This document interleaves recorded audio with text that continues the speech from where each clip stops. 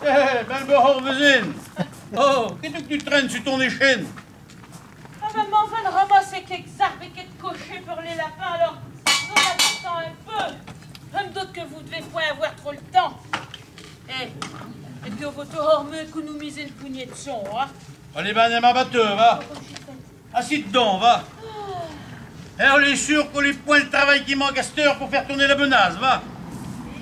Et tu tout seul, là? Ouais. La Noélie est partie depuis un matin en marché avec. Ouais, tu sais, il y avait toujours quelque chose à vendre, hein. Ouais. Des œufs, des poulets, des lapins. Ouais. Un matin, l'avant était ramassé des fraises, des piments et des cornichons. Ah, heureusement, il y avait toujours quelques bonnes clientes, hein. Ah, tu sais, regardant bien sur les prix, va. 2 francs 80 une douzaine d'œufs. Ouais. Alors qu'on était 1 franc 50 avant-guerre. Au lieu de même. Pour le poulet, on est passé de 2 à 3 francs. Ouais. Et sûr qu'on lui pas donné, hein. Mais, si tu veux, demande bien nous aligner sur les prix. Et puis, l'épicier. Eh ben, je le pour pendant, va. Pourquoi ça, on les bains vrai, t'es? Et dis donc, et les métiers, est tout fini? Ah, on en reste plus beaucoup. Avant encore la pièce des grandes Borsennes et la pointe d'Oranclos. Oh, d'ici une coupe de jour, on sera plié. Et sûr qu'on va bien moins vite qu'avant, hein. Des peu que l'on réquisitionnait les chevaux, eh ben, ils devront nous faire avec les bœufs. Ouais. Pourtant, tu peux me croire, va. Les brus et les drôles, eh ben, le rechignant pas au travail, hein. Bon.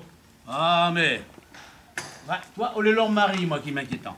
Ah bon? Ah ouais. L'oubliant pas, dans chacune de leurs lettres, de demander comment coup va. De demander de donner des conseils. Quel est le moment de labourer, d'ossemer. Ah! Sûr que doit les turlupiner, savoir comment qu'on les menait à cette heure. Pourtant, on devrait être une bonne année pour les biens et les baillards, hein. Mais, on est pareil. On a déjà une grande partie de réquisitionnés. Et que les vendanges, comment est tout qu'on va être mené, qu'étonné, hein? Et crées-tu que nos drôles ne serions pas mieux ici, plutôt que d'aller se faire trouver le calot? Ah, on est sûr, t'es va. Mais, un matin, je suis allé voir au pays. Ouais, elles sont belles, ma foi. Hein. Oui. Ouais. À moins de gros auras, il devrait y avoir 2 rendements et 2 degrés. Ouais. Ah, mais tu sais, il ne faudrait pas qu'il y ait une attaque de mildiou, hein. Non, parce que ça devient moins en moins facile de trouver des sulfates de cuivre. Autrement, on devrait bien pisser, ma foi. Hein. Et tu sais, on aurait bien besoin pour nos petits gars, là-bas. Et puis, ils devront se faire du mouron pour ça et tout, hein. On est sûr, t'es. Un coup de pinard et nous de bognol, t'es. Un verre à nos drôles chaque matin et les boches. Et ben, elles se diminuent rien comme des lapins. Oh, c'est vrai, ça. Ah, putain. Et toi, ma bonne Zélie? Oui. Qu'est-ce que tu vends depuis que ton drôle est parti? Qu'est-ce que tu veux? Quelques moments, on va encore, hein. Il arrive à trouver quelques légumes pour faire ma soupe. Ouais. Et puis, avec le lait de mes 2 chats, je fais mes faisselles. Oh, puis avec mes poules, mes lapins, j'arrive à m'en sortir. Une vieille comme moi, on n'a pas besoin de grand-chose, hein. Oh. Il m'a vendu qu'à Vidré à une allocation. Oh. Mais je n'en veux pas. Mais pourquoi? Mais tant que je peux donner la main à droite ou à gauche, on me fait toujours quelques sous, quand même. Oh. Non. Depuis que je suis toute seule, la maison me semble bien grande. Puis, je pense toujours à mon drôle, qui est là-bas, à Verdun. Ah, si tu veux, on les baindrait sous Dieu, va. Mais, c'est pas formantin. L'as-tu revu? Oh ben, pas plus tard qu'hier, hein. Et puis, il doit encore répéter, hein. Vous savez, Mère Zélie, moi, j'ai besoin de bras pour travailler sur ma benace. Alors maintenant que votre Auguste, il est parti, eh ben, il va falloir que je trouve un nouveau métayer pour le remplacer. Et puis, eh ben, il faudra pas que je le loie. Oui. Ah, que fumier! On fallait en douter que fils de garce, va! Ah, il n'aura pas mis longtemps, celui-là, hein! Ah, Enfin, tu joues sais bien, mère Zélie. Oh, il y aura toujours une pièce pour toi ici, va. Oh, mais Ah. je sais que je peux compter sur vous, mais tu vois, ma drôlesse, elle s'est fait embaucher à Angoulême à la poudrerie. Et on l'est bien payé, hein, 2,50 francs. 2 francs 50? Oui. Alors m'en irai la rejoindre, qu'est-ce que tu veux, puis je trouverai bien quelque part à faire de la couture, hein. Bon. Il est comme ça. On est comme ça, qui que tu veux. Oh, voilà la Guillaumette qui revient de bûcher les betteraves. Hé, as-tu rencontré le facteur? Bonjour, Mère Zélie. Et bonjour, drôlesse. Et non, toujours pas. Il s'en fout de savoir qu'on se fait du mauvais sang en attendant une lettre de nos hommes. Faut croire qu'il prend bien le temps de s'arrêter dans chaque maison pour boire un petit coup et puis commenter nos nouvelles. Ah ouais. Bon, bah c'est pas le tout, hein. Je m'en vais préparer la soupe et tantôt, s'il fait pas trop chaud, j'irai éclaircir les oignons. Eh ben, Elle est courageuse, cette drôlesse. ben n'oubliez, hein, les gars sont pour là. Hein. Bonjour, Mère Zélie. Comment va tout? Eh, bonjour. Elle nous a apporté de l'arbre pour les lapins. Ah, c'est bien gentil ça, parce que en ce moment, on n'a pas trop de temps. M2. Alors, as-tu bien vendu?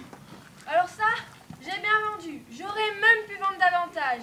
Il y en a qui m'ont déjà commandé des patates et des mochettes pour la semaine prochaine. Fille de garce.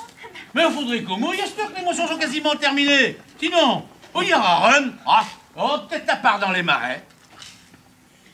Et puis, j'ai été à l'épicerie pour prendre quelques bricoles. Ouais. Par contre, pénurie de sucre. Ah, ben ça... Et chez le boulanger, il y avait du ramdam. Oh. Les gens se plaignent du manger du pain noir. C'est vrai ça. On leur fait la farine et ils nous font du pain avec les recoupes pour nos porcs. Ah, tu veux. Et puis, j'ai été voir ma sœur maintenant qu'elle est infirmière à la maison à Briou. Oh, c'est bien triste de voir tous ces petits drôles là qui souffrent. Ah là, moi j'aurais pas pu faire ce métier, hein. Ça c'est sûr. Ouais. Oh, et puis j'ai appris une bien triste nouvelle. Le petit Michaud des Granges, Ouais. il s'est fait mort par un chien qui avait peut-être dans la rage. Oh. Ils l'ont transporté à l'Institut Pasteur à Bordeaux, pauvre Thio. Ah, quelle misère.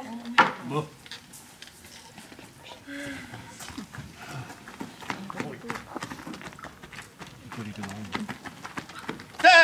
Alors les drôles, l'école est finie pour un heure? Ah oui, on a quartier libre cet après.